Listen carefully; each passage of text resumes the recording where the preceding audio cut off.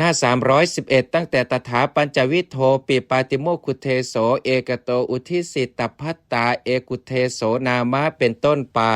อันหนึ่งปาติโมกขุเทศทั้ง5อย่างชื่อว่าอุเทศเดียวกันเพราะความเป็นอุเทศที่จะพึงสวดด้วยกัน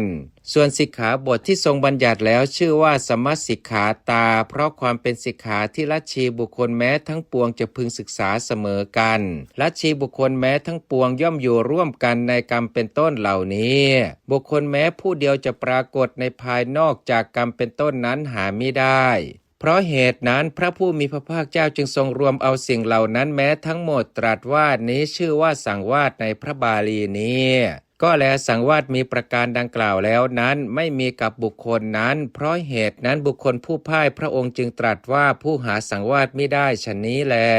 พระผู้มีพระภาคเจ้าครั้นทรงจำแนกสิกขาบทที่ทรงอุเทศอย่างนั้นตามลำดับบทแล้วบัดนี้จึงทรงแสดงสัตว์ทั้งหลายซึ่งมีนิมิตเป็นวัตถุแห่งปาราชิกโดยในมีคำว่า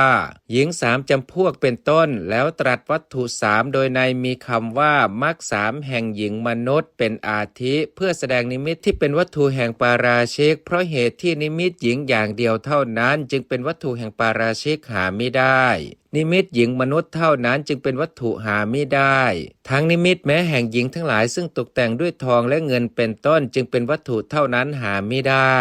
ในคำว่านิมิตเตนะนิมิตตังอังคชาเตนะอังคชาตังซึ่งพระองค์ทรงตั้งบทมาติกานี้ว่าปฏิเสวตินามะเพื่อแสดงอาการเป็นเหตุตรัสว่าพึงเสพเฉพาะในบทว่าปฏิเสวยะนี้ตรัสไว้แล้วในคำว่าหญิง3จำพวกเป็นอาทินั้นมีสัตว์12จำพวกซึ่งเป็นที่อาศัยแห่งนิมิตอันเป็นวัตถุแห่งปาราชิกคือสตรี3จำพวกอุปโตพยัญชนะกะ3จำพวกบันดา3จำพวกบุรุษ3จำพวกในสัตว์12จำพวกนั้นสตรีและบุรุษปรากฏชัดแล้วชนิดของบันดาและอุปโตพยัญชนะกะจักมีปรากฏในพรรณนาแห่งบรรพชาขันธกะส่วนในคำว่าผู้เสพเมถุนธรรมเฉพาะมรรค3แห่งหญิงมนุษย์นี้พึงทราบใจความว่าในมรรค3แห่งหญิงมนุษย์พึงทราบอย่างนี้ทุกๆบท